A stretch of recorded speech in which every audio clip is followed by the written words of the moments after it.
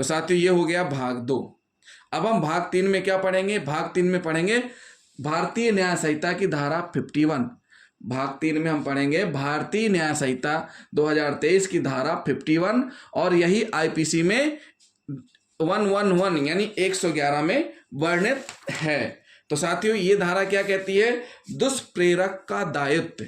जब एक कार्य का दुष्प्रेरण किया गया है और उससे भिन्न कार्य किया गया हो, बहुत ही महत्वपूर्ण है। धारा 51 बीएनएस भारतीय न्याय संहिता 2023 दुष्प्रेरक का दायित्व। इसको हम इस प्रकार से पढ़ेंगे। किस प्रकार से पढ़ेंगे? यह धारा इस सूत्र पर आधारित है कि हर व्यक्ति के विषय में यह अवधारणा की जाती है कि वह अपने कार्य के स्वाभाविक परिणामों का आशय रखता है। अपने कार्य के स्वाभाविक परिणामों का आशय रखता है। यह धारा उन मामलों में दुष्प्रेरक के दायित्व के संबंध में उल्लेख करती है जब किए गए कार्य का परिणाम दुष्प्रेरक द्वारा चाहे गए परिणाम से अधिक गंभीर होता है। क्या होता है? चाहे गए परिणाम से अधिक गंभीर होता है। दूसरे शब्दों में यह धारा उपबंधित करती है कि यदि मुख्य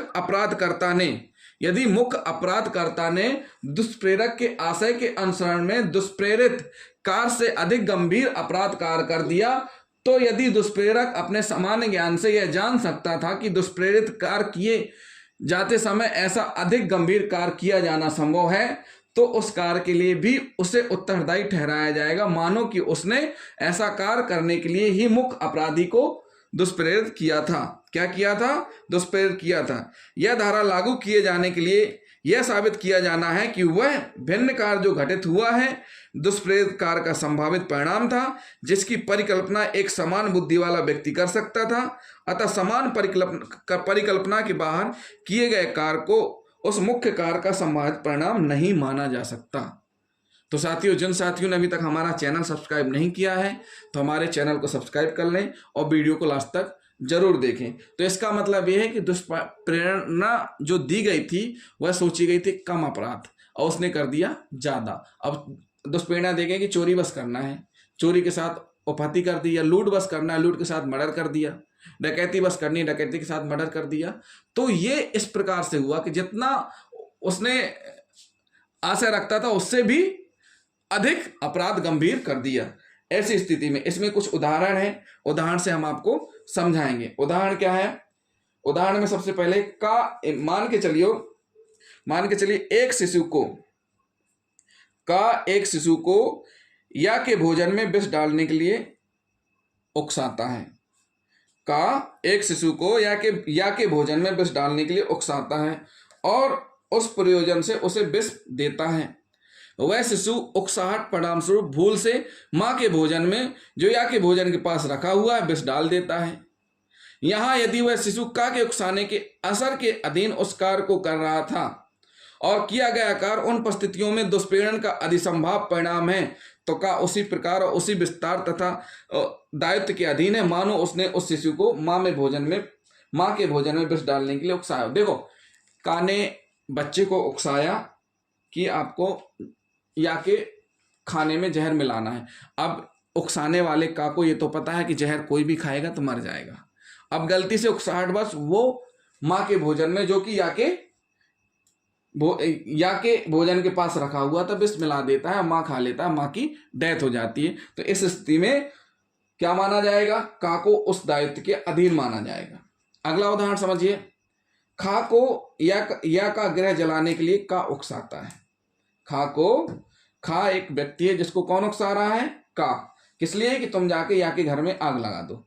खा उस गृह को आग लगा देता है और उसी समय वहां संपत्ति की चोरी करता है।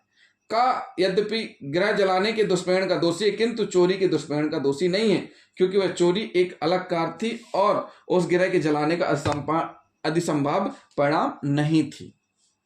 तो चोरी एक अलग हो गई यहां। तीसरा उदाहरण। खा और गा को बसे हुए गृह में अर्धरात्रि में लूट के प्रयोजन से भेदन करने के लिए का उकसाता है। का ने कहा तुम जाओ घर में लूट करो। कैसे लूट करना है?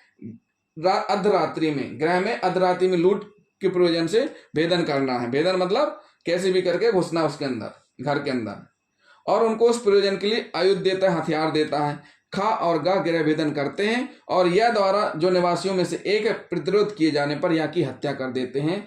यहाँ यदि वह हत्या उस दुष्प्रेरण का अधिसंभाव्य परिणाम थी तो का हत्या के लिए उपबंधित दंड से दंडनीय है। तो साथियों, सबसे पहले हम आपको प्रथम वाला समझाते हैं। प्रथम दृष्टांत में का एक शिशु को या को भोजन में विष डालने के लिए उकसाता है तथा वह इस प्रयोजन से शिशु को विष भी प्रदत्त कर देता है, किंतु वह शिशु भूल या त्रुटिवश विष को मां के भोजन में मिला देता है, चूंकि मां के द्वारा लिए जाने वाला भोजन भी या के पास ही रखा था। ज्ञातव्य हो कि यहाँ पर का इसलिए शिशु को मां के भोजन में विष डाल करके विष द्वारा उसकी मृत्यु कारित करने के दुष्प्रेरण का दोषी होगा, चूंकि का द्वारा भूल अथवा भय से या के बजाय मां के भोजन में विष का डालना दुष्प्रेरित कार्य का अधिसंभाव परिणाम था।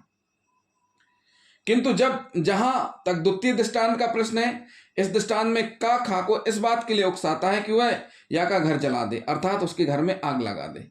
इस दृष्टांत में खा घर में आग लगाता है तथा उसी समय वहां पर चोरी भी करता है। यहाँ पर का केवल गृह को जलाने के लिए दुष्प्रेरण का दोषी होगा एवं दुष्प्रेरित व्यक्ति खा गृह जलाने अर्थात अग्नि द्वारा रिष्टि एवं चोरी के अपराध का दोषी होगा।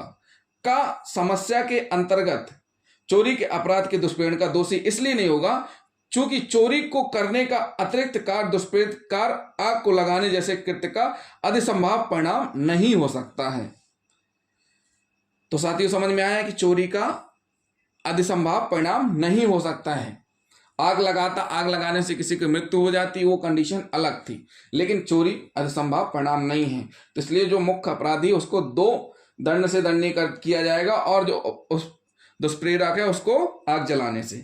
इस धारा के उपबंध इस अवधारणा की भावना से युक्त है कि प्रत्येक व्यक्ति अपने आशय की सीमा तक ही अपने कार्यों से उत्पन्न परिणामों के लिए दोषी होगा, ना कि आशय से पृथक स्थिति के लिए। क्या होगा? आशय से पृथक स्थिति के लिए। तो साथियों, ये हुआ धारा 51 दुष्प्रेरक का दायित्व। क्या हुआ? दुष्प्रेरक का दायित्व जब एक कार्य का दुष्प्रेरण किया गया है और उससे भिन्न कार्य किया गया हो। तो साथियों, जिन साथियों ने अभी तक हमारा चैनल सब्सक्राइब नहीं किया है तो हमारे चैनल को सब्सक्राइब कर लें। अगले वीडियो में हम आपको बताएंगे दुष्प्रेरक कब दुष्प्रेरित कार्य के लिए और किए गए कार्य के लिए आकलित दंड से दंडनीय है। तो साथियों, कमेंट करना ना भूलें और हमें मोटिवेट करने के लिए हमारे चैनल को अधिक से अधिक लोगों तक पहुंचाएं, वीडियो शेयर करें, लाइक करें। थैंक यू दोस्तों।